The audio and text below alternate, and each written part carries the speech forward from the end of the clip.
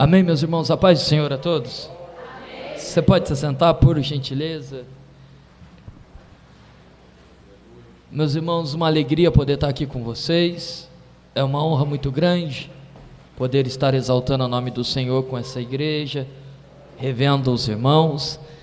Desde já eu louvo a Deus pela vida do pastor da igreja, por ter se lembrado de mim e ter me dado a oportunidade de servir ao Senhor aqui com vocês, ensinando a palavra e trazendo a palavra de Deus na vida e no coração de vocês. É um prazer muito grande. Amém?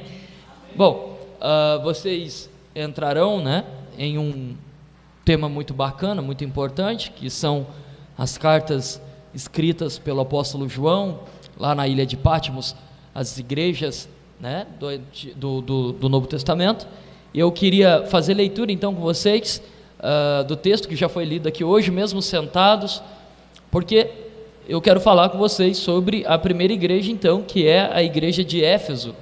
Então, Apocalipse capítulo de número 2, a partir do verso de número 1, eu quero te trazer algumas lições, alguns ensinamentos sobre a carta que é dirigida a essa igreja, a igreja de Éfeso, e alguns pontos importantes que quero declarar a você. Amém? Então, Apocalipse capítulo de número 2, a partir do verso 1. Antes da gente ler, eu quero te situar e eu quero que você entenda o contexto daquilo que você vai ler. Podemos assim fazer? Ok? Eu quero que você entenda uma coisa. Primeiramente, quem escreveu o Apocalipse foi, então, João, não o Batista, mas sim João, o apóstolo de Jesus. Esse João é irmão de Tiago, que foi morto lá em Atos, se eu não me engano, capítulo 12, quando Herodes começa a perseguir a igreja após a morte e ressurreição de Jesus. Porque vocês lembram o que aconteceu quando Jesus ressuscita? Jesus ressuscita, ele aparece para Maria lá no sepulcro do jardim, em João capítulo 20, ele aparece para os discípulos na reunião de domingo.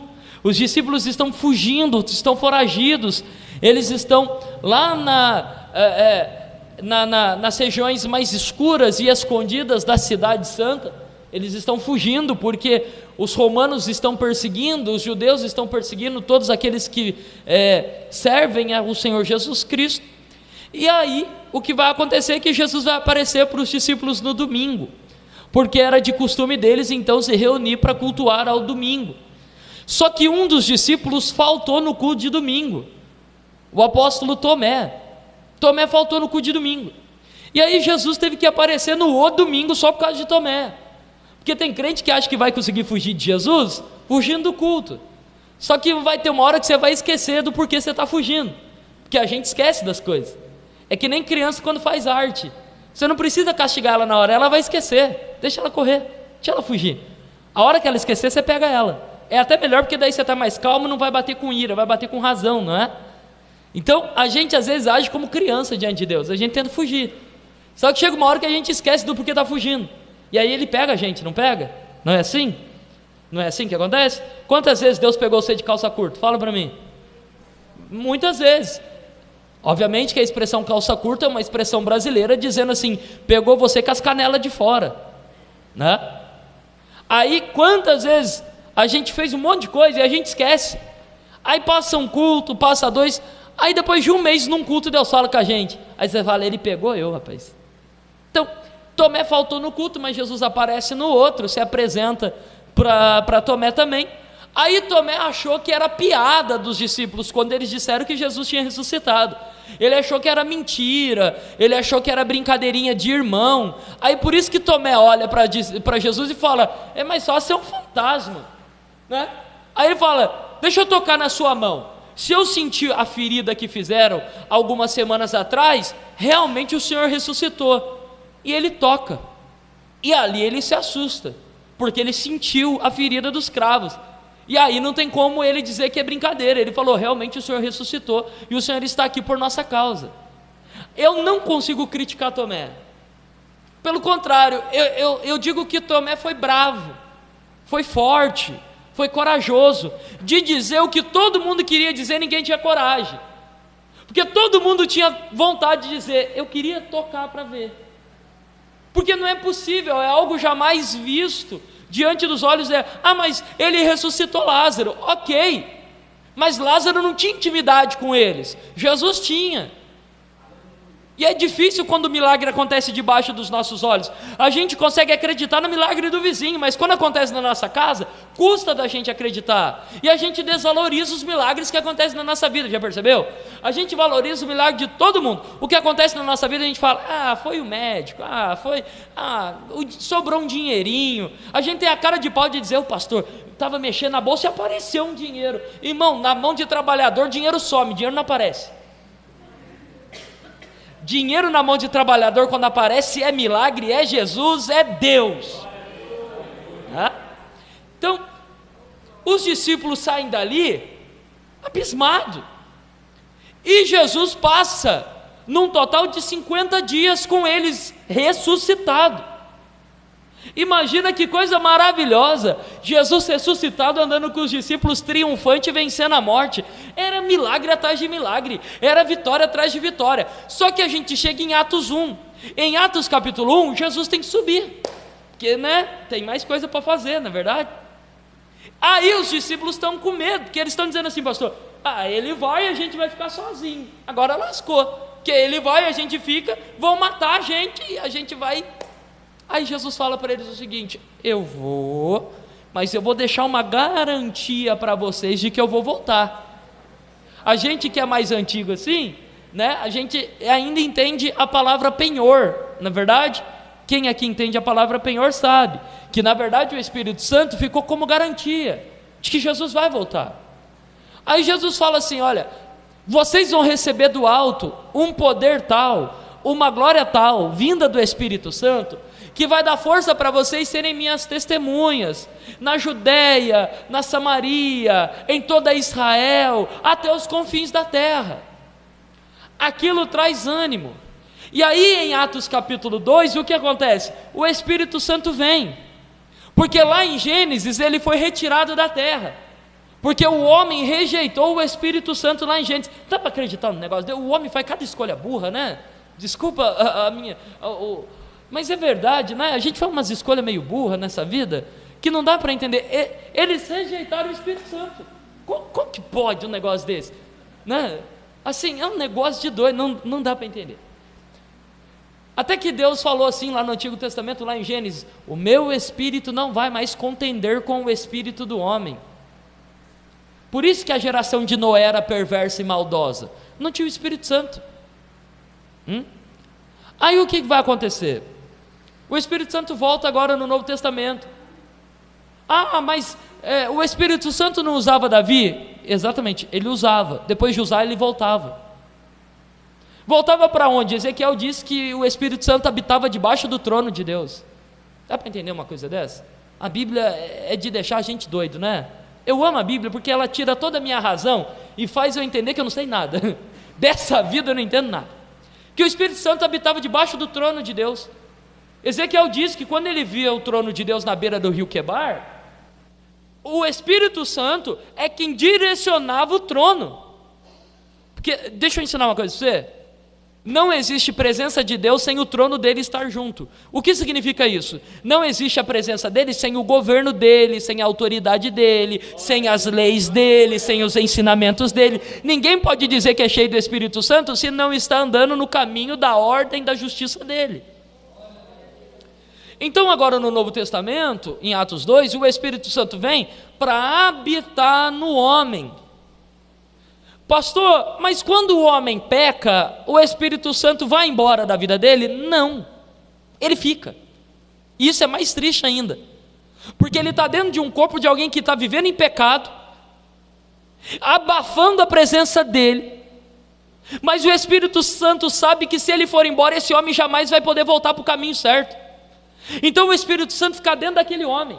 Por isso que a pessoa que se dizia dos caminhos do Senhor vive uma vida sem paz nenhuma, porque a carne grita de um lado e o Espírito ainda continua gritando do outro. Aí tem dia que ele quer se dividir em dois, um para um caminho e outro para outro, mas ele não pode. Porque a Bíblia é clara em dizer: o único que pode convencer o homem do pecado, da justiça, do juízo é o Espírito Santo. E ele só pode fazer isso se ele estiver do lado de dentro. Por isso que uma pessoa que se desvia nunca vai ter paz.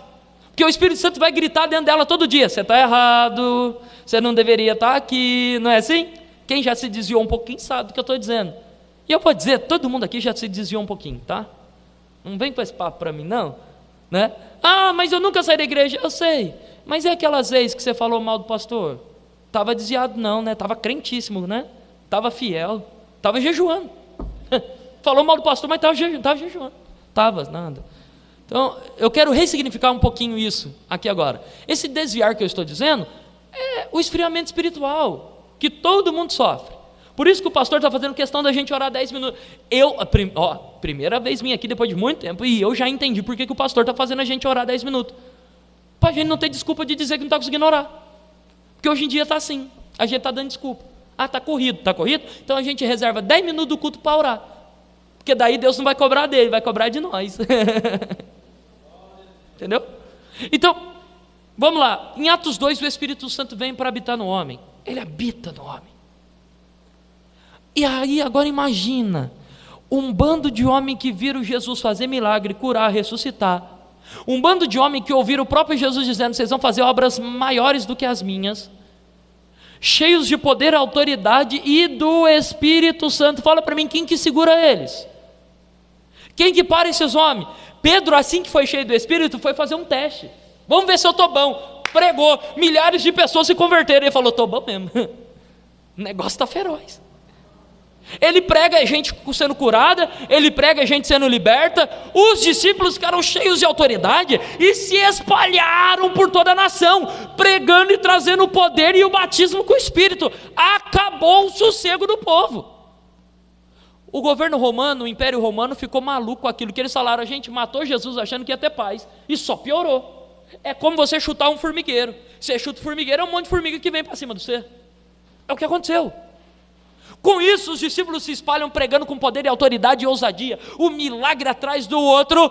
O Herodes está só aqui. Bom, dos males o menor, pelo menos eles estão pregando, mas o povo continua pagando imposto, isso que importa, porque Jesus nunca foi contra o imposto. Pelo contrário, Jesus dizia: tá? Dê de César o que é de César e dê de Deus o que é de Deus. Obviamente que ele também não era favorável à exploração, né, irmãos?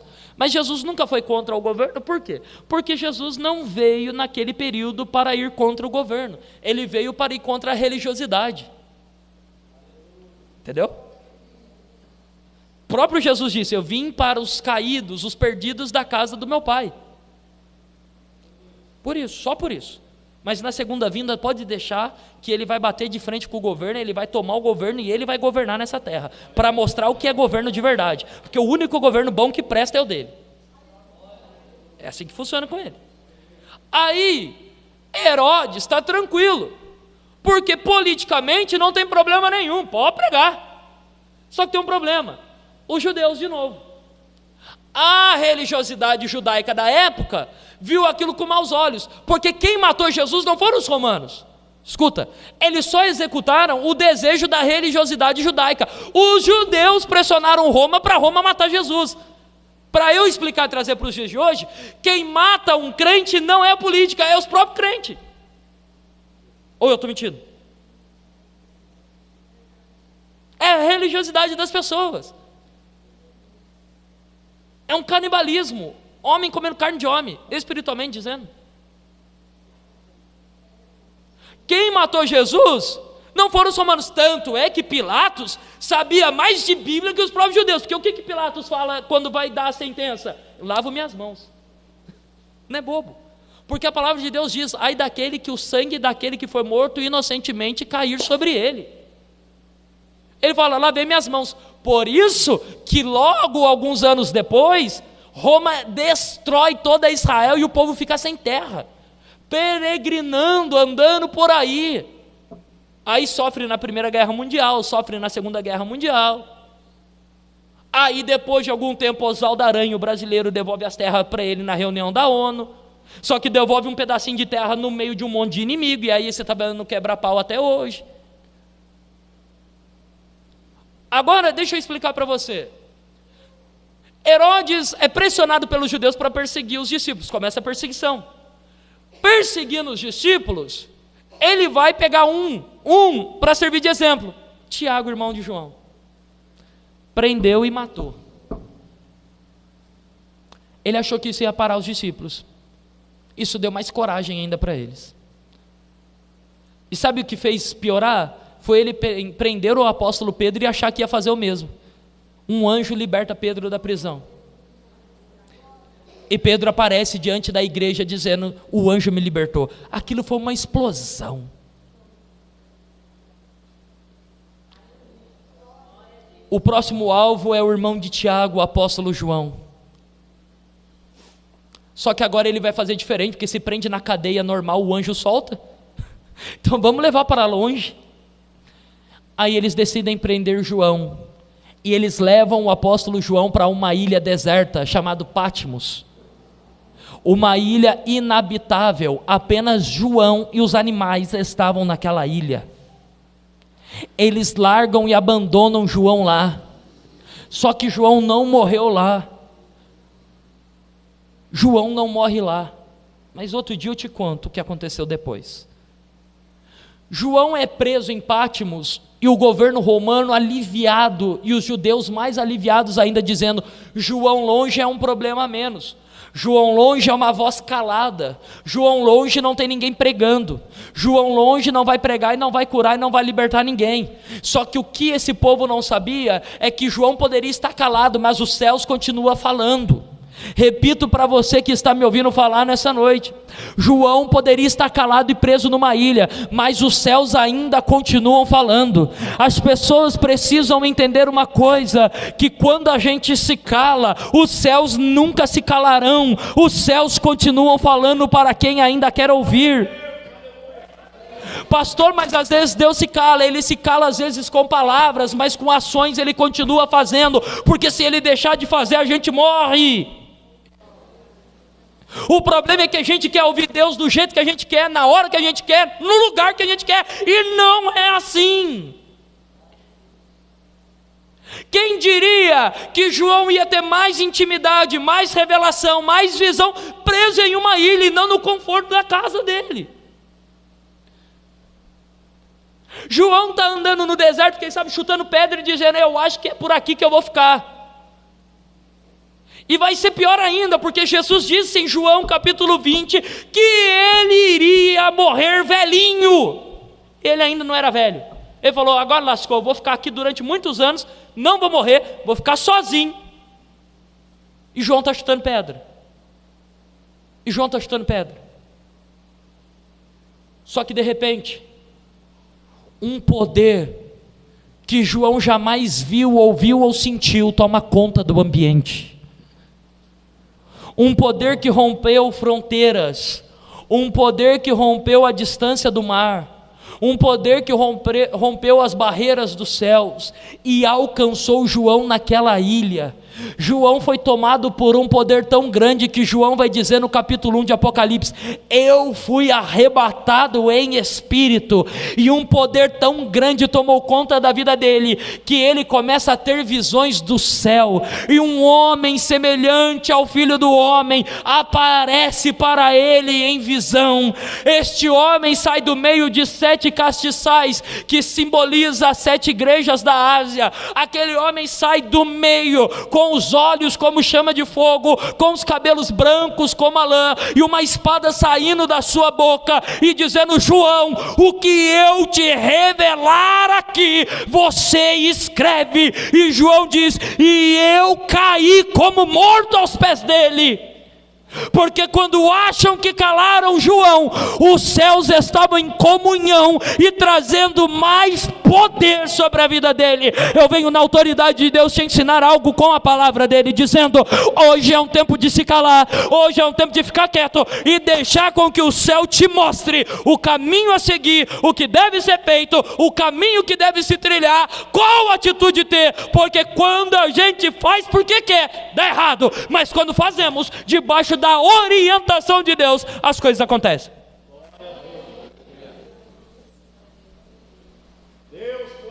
João cai, e ele diz: me revela tudo agora.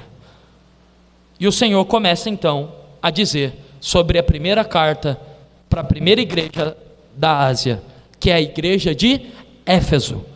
Essa igreja recebeu uma outra carta de um apóstolo chamado Paulo, a carta aos Efésios.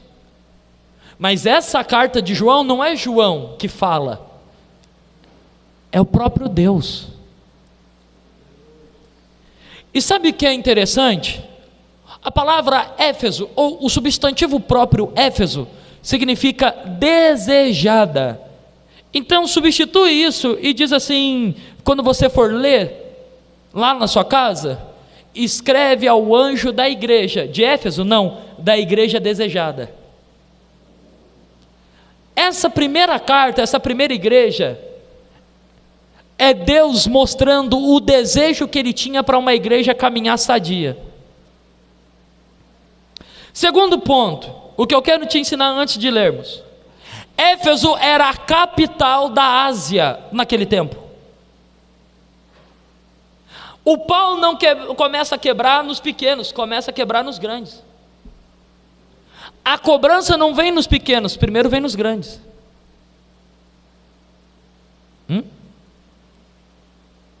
Ele não começa escrevendo com Esmirna, Pérgamo, não.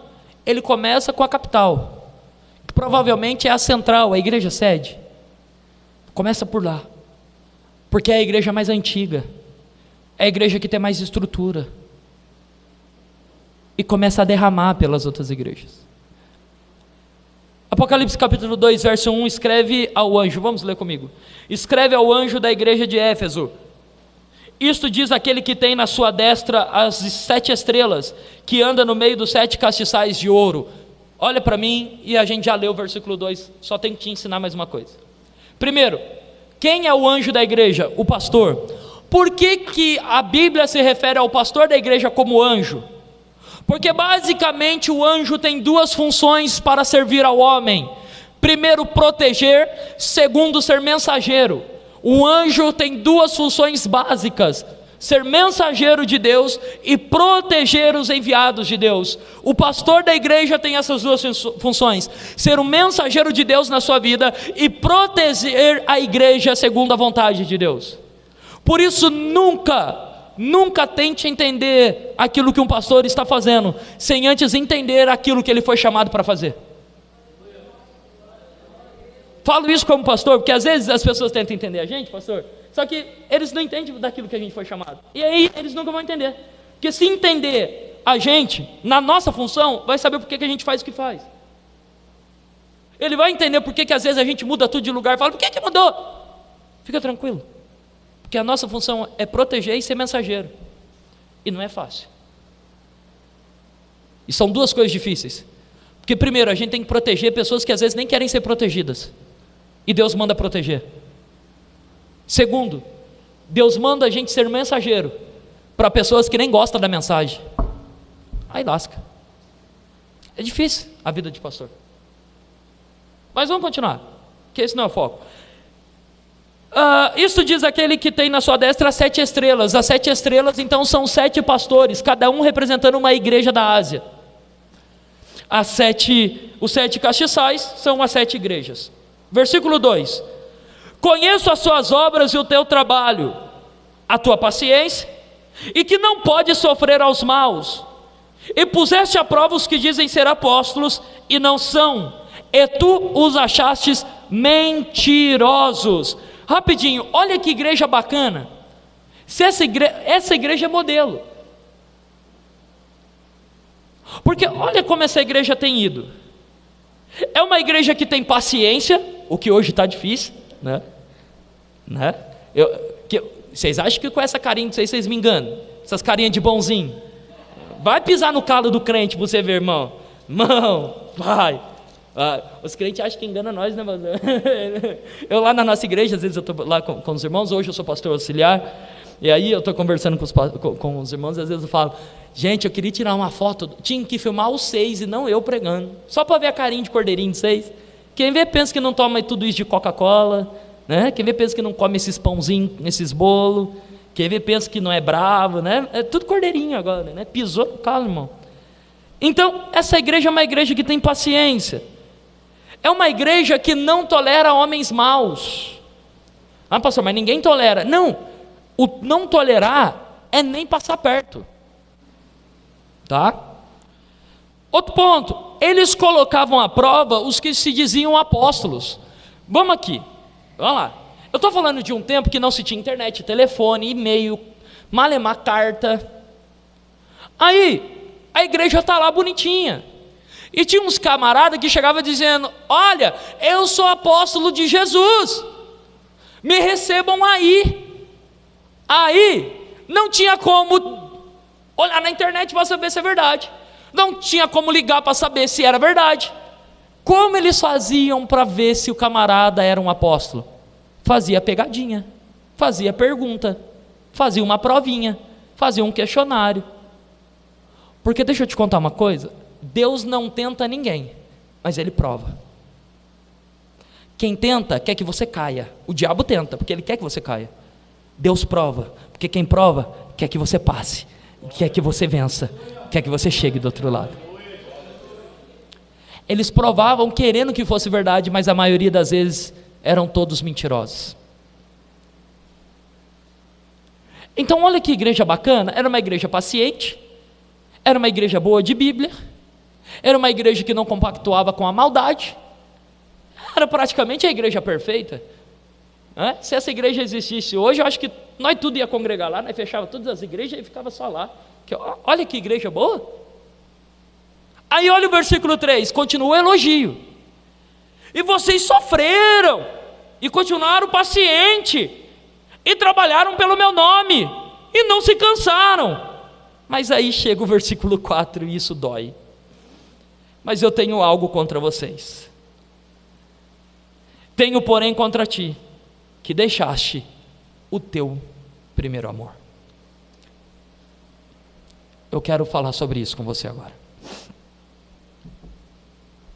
Jesus está entristecido com essa igreja, porque essa igreja começou muito bem.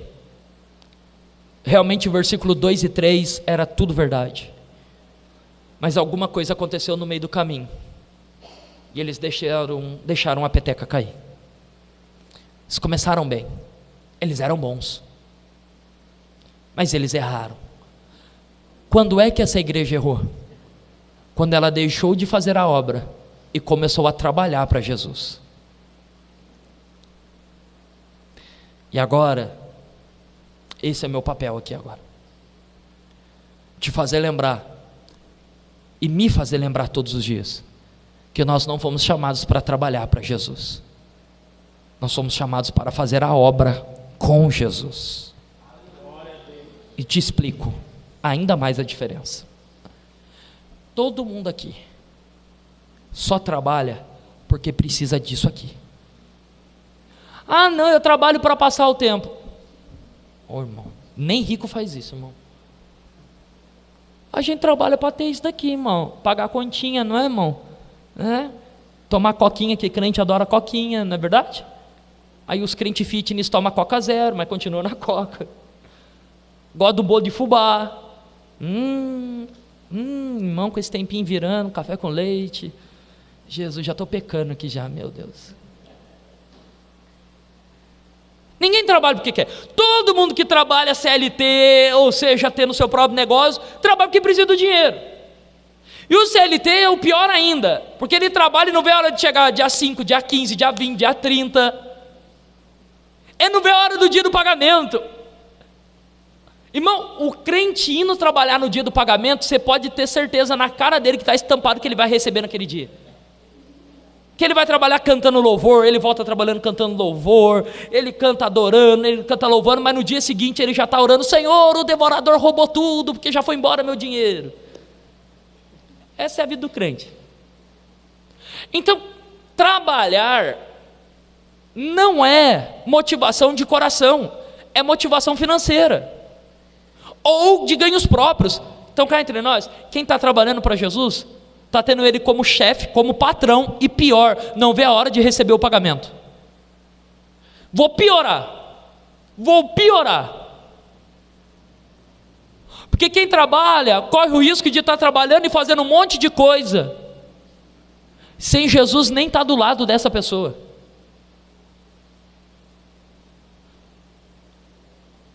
Eu tenho como base para te afirmar isso, a história de Marta, Maria e Lázaro. Quando Jesus vai visitar essa família, o que Marta está fazendo? Lavando, cozinhando, passando, o que não é errado. É maravilhoso. Porque cá entre nós, quem não gosta de uma casa limpa? Fala para mim. Entrar numa casa cheirando aloe vera, flores do campo. Quem não gosta? Irmão, quem não gosta? Tá maluco, irmão? É coisa de Deus isso. Você chegar numa casa cheirando aloe vera, você olha para a pia, louça lavada. Dá até uma paz na alma, gente. Gente que é pastor, que visita muitos irmãos, quando a gente chega numa cadeia, dá uma paz no coração, a gente fala, meu Deus, próximo passo é esquentar o café, porque nada vai impedir a irmã agora. É um negócio maravilhoso. Então vamos aqui. O problema de Marta não foi limpar a casa, lavar a louça ou fazer as atividades. A questão é que não era momento. Porque Jesus estava na casa dela. Era momento dela estar sentadinha no pé dele, ouvindo ele. Então, você quer ver a característica de uma igreja, de uma pessoa que deixou de fazer a obra com Jesus e está trabalhando para ele? É que essa pessoa anda muito distraída, fazendo coisas que Jesus não mandou ela fazer. Porque Jesus não mandou Marta lavar, Jesus não mandou Marta passar, nem cozinhar. Jesus mandou sentar, ouvir a pregação que ele tinha para ensinar. Escuta agora. Quem aqui trabalha ou já trabalhou de CLT sabe do que eu estou dizendo. Você já ouviu falar de hora extra? O que é hora extra? É aquilo que o trabalhador gosta de fazer para ganhar mais. Não é por amor à empresa e muito menos por amor ao patrão. É que quer ganhar mais. Só que vamos ilustrar uma historinha aqui, eu quero que você reflita. Digamos que eu, trabalhando numa empresa, preciso ganhar mais porque estou devendo. Estourei o cartão de crédito esse mês, irmão, não aguentei, fui ali no Chibata, não deu não, né? Tá tudo caro. E decido por conta própria, ninguém mandou, decido por conta própria, trabalhar 2, 3 horas a mais por dia. E vou lá, ó. Final do mês, pego o olerite e fico bravo. Porque aqui não está constando as horas que eu trabalhei a mais. Corro para o RH e vou falar com o chefe. Ô chefe, tá de brincadeira aqui, ó? Cadê?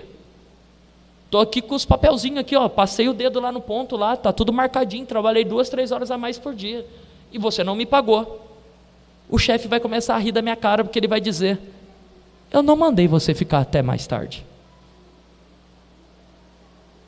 Trabalhou a mais porque quis. Não posso te pagar. Pastor, o que isso tem a ver com Jesus? Te explico. Tem muita gente fazendo o que Jesus não mandou fazer e ainda está cobrando ele por isso. Eu sei que agora o glória a Deus é difícil, irmão, agora dói. Porque dói em mim. Jesus não te chamou para fazer um monte de coisa, Ele te chamou para fazer aquilo que Ele mandar você fazer. E talvez seja por isso que você não está tendo resultado naquilo que você está fazendo. Porque talvez você está na frente de algo que Ele não te mandou fazer. Talvez você está numa guerra que Ele não mandou você estar. Deixa eu te contar uma coisa. Você lembra o que Davi fez antes de ir lutar com o gigante? Ele saiu perguntando de um por um que ganhava quem vencesse. Não é bobo. Ó, eu não consigo, porque eu fico extremamente alegre com isso. Ele chega no irmão dele e fala: irmão, o que vai ganhar quem ganhar a guerra? Aí o irmão dele fica bravo e fala: sai daqui, rapaz, quem que é o Serra? Você veio aqui só para me irritar, vai embora. Aí Davi vira as costas e sai perguntando para outra pessoa. Aí as pessoas falam: quem ganhar vai casar com a filha do homem, vai ganhar dinheiro e vai ganhar um cargo alto. Davi falou: é agora, vou para a guerra. Porque Davi sabia de uma coisa: eu só entro numa guerra sabendo que eu posso ganhar. Pastor, isso é errado? Não, isso são pessoas que são guiadas por Deus, porque quem é guiado por Deus tem o olho lá na frente. O problema é que a gente está fazendo coisa que Deus não mandou e ainda está cobrando Ele por isso. Sabe o que Ele fala de volta para nós? Eu não mandei você fazer, filho. Misericórdia. Está fazendo o que quis. Não mandei. Não mandei. Não mandei entrar nessa discussão. Não mandei entrar nesse debate. Foi porque quis. Não posso te pagar por isso.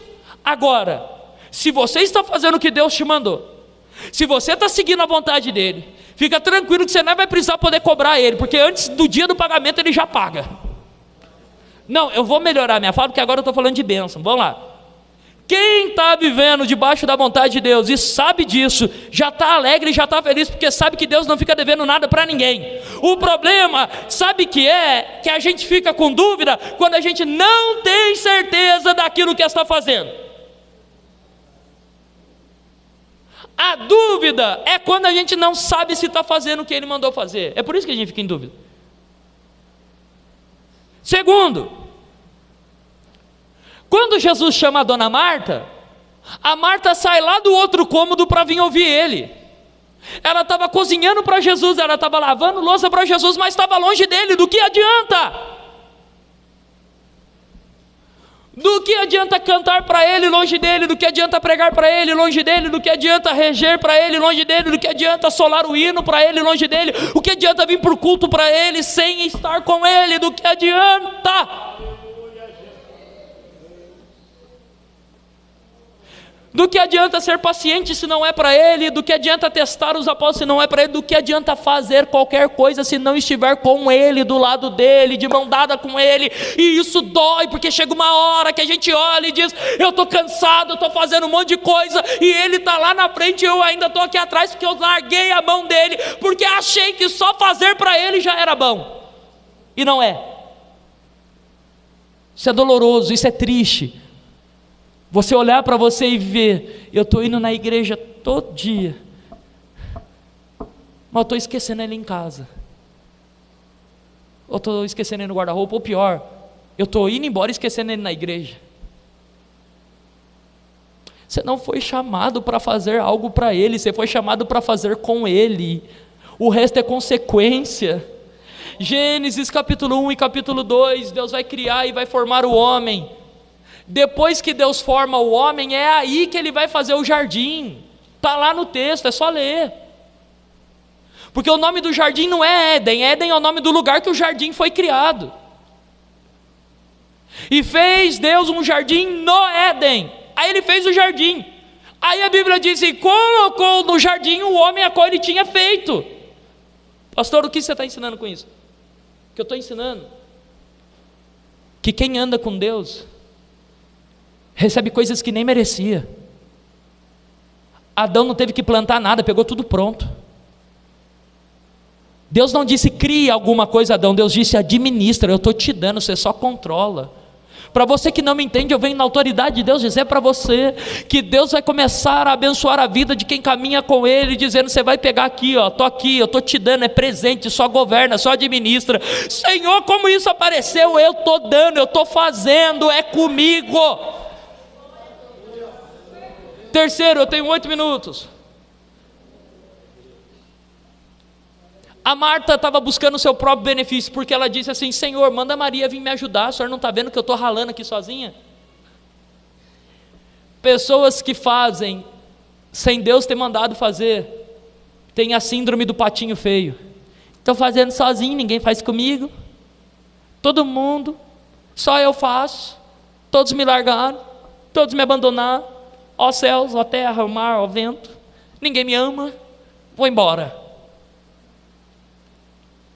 Primeiro, quem faz aquilo que Jesus mandou fazer, está feliz só por estar fazendo, e não importa quem está do lado.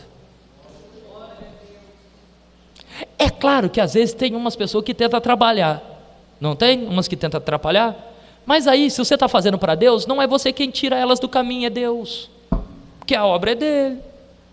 Sabe quando que a gente esquenta a cabeça com as pessoas? Quando a gente acha que as coisas são nossas, porque daí a gente acha que a gente tem que fazer. Outro ponto, ela fala: o senhor não está vendo, eu estou fazendo sozinha. Não era nem para você estar fazendo, amigo, não era nem para você estar fazendo. Mas vamos voltar para Apocalipse 2. Agora você entendeu a diferença de obra e trabalho, né? Amém? A igreja de Éfeso começou fazendo a obra com Cristo do lado dele, amando, apaixonada, fervorosa. Mas essa igreja agora se tornou uma igreja CLT. Ela só quer o pagamento, ela só quer o dinheiro, ela só quer o status, ela só quer a fama. E aí o Senhor diz: você abandonou o primeiro amor. Sabe o que é o primeiro amor? A obra com Ele. Porque tudo com Ele fica melhor, tudo com Ele fica maravilhoso, tudo com Ele é prazeroso. Sabe a recompensa de quem serve a Ele? O próprio Jesus. Sabe qual é a recompensa da gente aqui nessa quarta-feira? É a presença do próprio Jesus em nosso meio. Ele é a nossa recompensa diária. 5 do capítulo 2 de Apocalipse.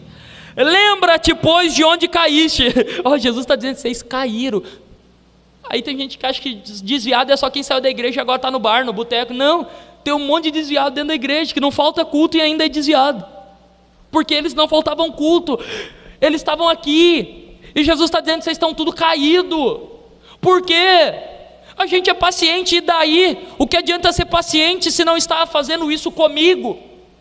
Ah, mas a gente é bom de Bíblia. O que adianta ser bom de Bíblia se não está fazendo isso comigo? Jesus está dizendo: vocês são um bando de desviados, vocês estão tudo caído. Lembra de onde vocês caíram e volta. Olha como isso dói em mim e na gente. E arrependa-te e pratique as primeiras obras e não trabalhos.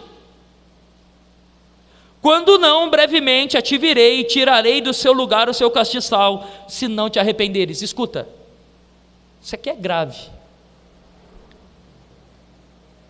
Quando alguém prefere trabalhar e não viver a obra com Ele, na paixão e no amor, não é Ele que sai de perto de você, Ele é que remove. Não é Ele que sai de perto, Ele é que tira de perto.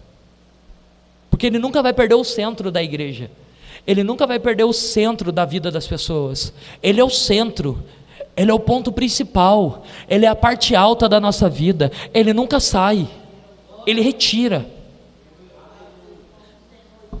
6, tens porém isto, que odeias as obras dos nicolaítas, as quais eu também odeio.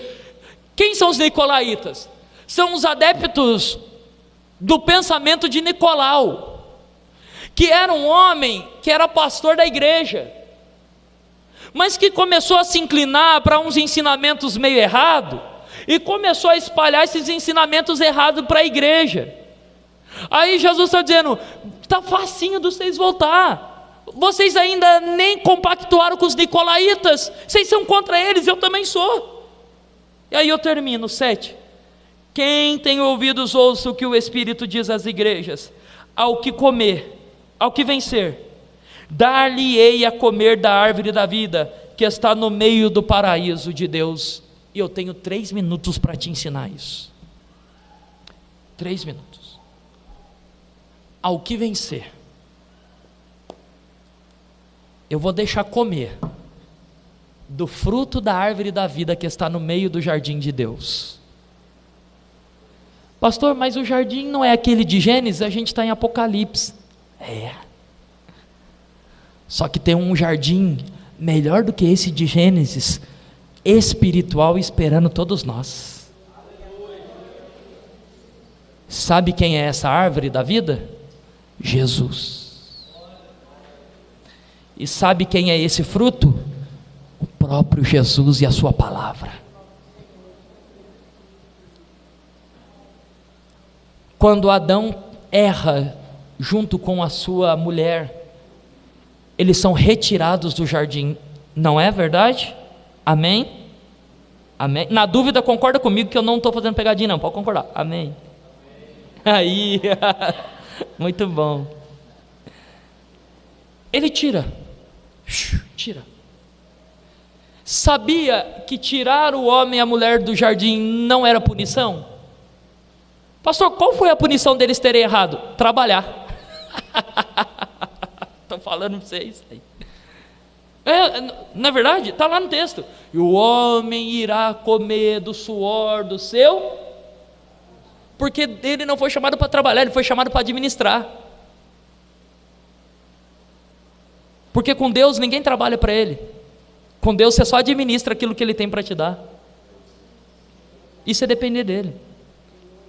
Ah, pastor, mas e lá na minha empresa eu trabalho? Você trabalha para os homens, mas lá na sua empresa você está mostrando que você tem fé em Deus, porque por mais que os homens não te reconheçam e não te paguem bem, você sabe que dele vem o melhor. Pastor, por que Deus tira o homem do jardim? Porque o grande erro de Adão não foi apenas ter comido da árvore errada, a árvore do conhecimento do bem e do mal. O grande erro de Adão foi nunca ter comido da árvore da vida, porque quem come da árvore da vida jamais vai querer comer de outra árvore. Vou repetir que eu acho que eu falei rápido, né? Vou repetir. O grande erro de Adão não foi ter comido da árvore do bem e do mal. O grande erro dele foi nunca ter comido da árvore da vida, porque quem experimenta Jesus não quer saber de outra coisa.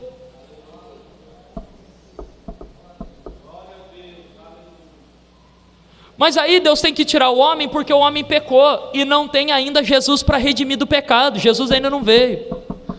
Se o homem vai agora e decide comer a árvore da vida, comer o fruto da árvore, ele se torna um pecador eterno sem chance de ser redimido. Então quando Deus tira o homem, é para preservar ele. Mas quando Jesus aparece, a Bíblia vai dizer que ele trouxe um novo e vivo caminho. Porque o caminho que leva o homem para a árvore da vida foi fechado por uma espada flamejante, está lá em Gênesis. E foi profetizado antes de Jesus nascer pelo pai de João Batista: uma espada vai transpassar a alma dele. E transpassou, porque ele teve que abrir esse caminho de novo para nós. Por isso que ele diz: eu sou o caminho, a verdade e a vida. Eu sou o caminho que leva para a árvore. Mas eu também sou a árvore. Eu sou a verdade. E eu sou o fruto dessa árvore, eu sou a vida. Ele é tudo que nós precisamos. Ele é o caminho, Ele é a verdade, Ele é a vida. Então aos que vencerem, irão comer e se assentar nas sombras dessa árvore, que traz vida eterna e salvação para sempre. Termino aqui então te dizendo que a recompensa de uma igreja que jamais se esquece de fazer a obra com Ele, que é o primeiro amor, é a eternidade com Ele. Amém? Feche seus olhos, curve a sua cabeça, deixa eu orar com você.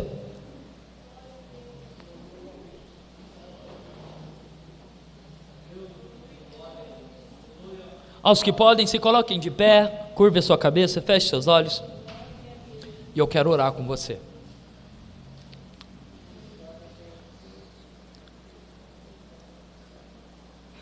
Nesse momento de oração, eu vou orar por você, interceder pela sua vida, mas eu peço que você reflita em tudo que você ouviu. É impossível você ter decorado tudo, mas é possível em alguns momentos algo ter te marcado e você ter olhado e falado assim: me identifico com isso. Aleluia, Jesus. E esse trechinho que você se identificou, faça desse trecho a sua oração, e faça essa análise agora. Pai, em nome de Jesus eu oro pela tua igreja, por mim, por todos nós.